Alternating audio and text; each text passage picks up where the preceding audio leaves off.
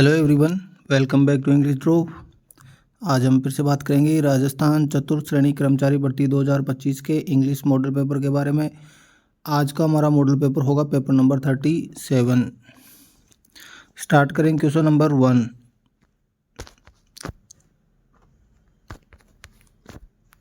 लिखा है not everybody shares my blank.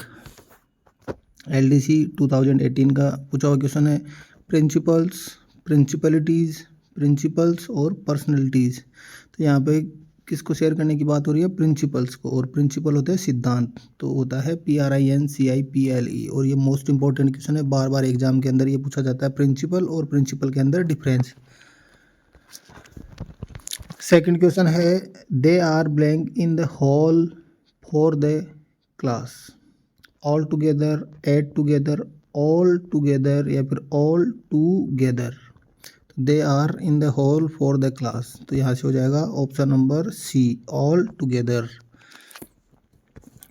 Third question है I don't like his blank policy of pleasing people. Dual, dual और duel और dole. तो यहाँ से क्या हो जाएगा? I don't like his policy of pleasing people, तो यहाँ से हो जाएगा डुअल पॉलिसी। दोहरी जो पॉलिसी है उसकी बात हो रही है।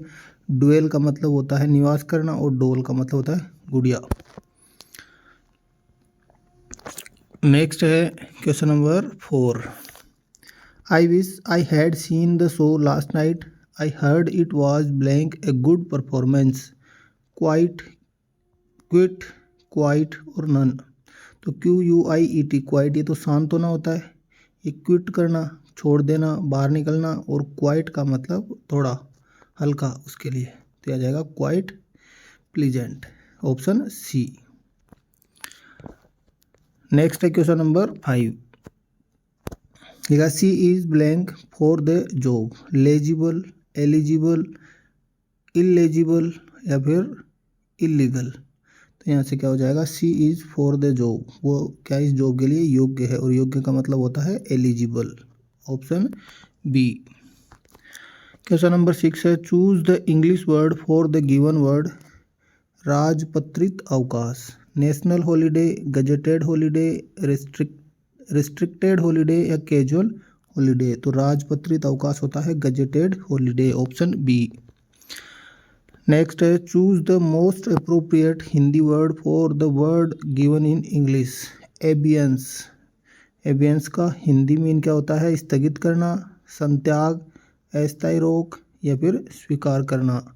तो एबियंस का हिंदी मीन होता है अस्थायी रोक, ऑप्शन सी। नेक्स्ट है question number 8। Choose the most appropriate Hindi word for the word given in English. English word दिया गया, इसका प्रॉपर हिंदी, अप्रोप्रिएट हिंदी, उचित हिंदी अर्थ बताना है। एब्रोगेट, कटौती, दुर्भेद्य, दुर्बलता या फिर निरस्त करना। तो एब्रोगेट का मतलब क्या होता है? ऑप्शन डी, निरस्त करना। नेक्स्ट है क्वेश्चन नंबर 9। समायोजन के लिए अंग्रेजी में प्रयुक्त होने वाला शब्द है अडेप्शन, अडोप्शन, एडजस्टमेंट, एडमिसिबल। तो समायोजन के लिए प्रयुक्त होने वाला अंग्रेजी वर्ड मतलब इंग्लिश वर्ड क्या होगा समायोजन का? Adjustment, option C. नेक्स्ट है क्वेश्चन नंबर 10। अंग्रेजी शब्द मेमोरेंडम का समानार्थक हिंदी शब्द है ज्ञापन, अनुस्मारक, परिपत्र, कार्यालयी आदेश। तो मेमोरेंडम का समानार्थक शब्द या हिंदी शब्द क्या होता है? मेमोरेंडम का ज्ञापन, ऑप्शन ए। नेक्स्ट है सी डज नॉट लिसन मी। अब इस सेंटेंस के किस पार्ट के अंदर एरर है ये पता है, या फिर वर्ड रॉन्गली यूज जो टॉपिक दिया गया फोर्थ ग्रेड में वहाँ से क्वेश्चन है। सी डज नॉट लिसन मी। देखो लिसन के आगे प्रीपोजिशन आती है टू, लिसन टू मी, इसका मतलब लिसन और मी के बीच में क्या आना चाहिए? टू आना चाहिए, तो यहाँ से हो जाएगा ऑप्शन सी। नेक्स्ट है question number 12। My doctor advised me to take the medicine regularly. My doctor advised me to take the medicine regularly या फिर नो एरर। देखो दो वर्ड होते हैं एडवाइस, ADVICE, और एक होता है ADVISE, एडवाइस। ये जो एडवाइस है ये है नाउन, जिसको हिंदी में मतलब क्या होता है इसका, सलाह। नाउन है, ये संज्ञा है, ये सब्जेक्ट की जगह काम में आता है या ऑब्जेक्ट की जगह काम में आता है। नेक्स्ट है एडवाइस, जिसमें एस दिया गया है, ये होती है verb.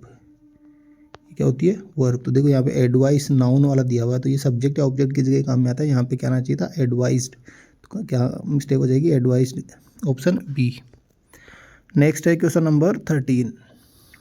The period between 1980 to 1990 was very significant in my life.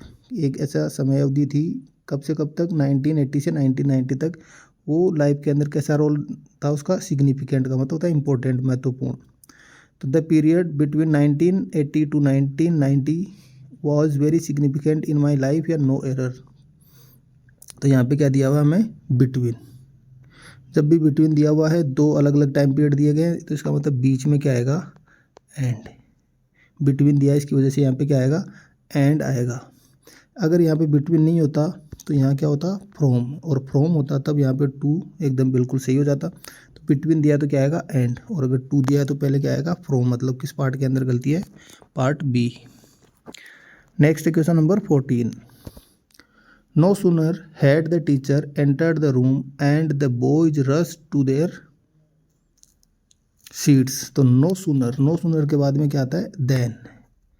No sooner के बाद में क्या आता है, देन। तो यहाँ पे क्या आ जाएगा, एंड नहीं आएगा, एंड की जगह क्या आएगा, देन आएगा। तो कौन से पार्ट के अंदर मिस्टेक हो जाएगी, पार्ट बी। एंड की जगह क्या आएगा, देन। नेक्स्ट है क्वेश्चन नंबर 15।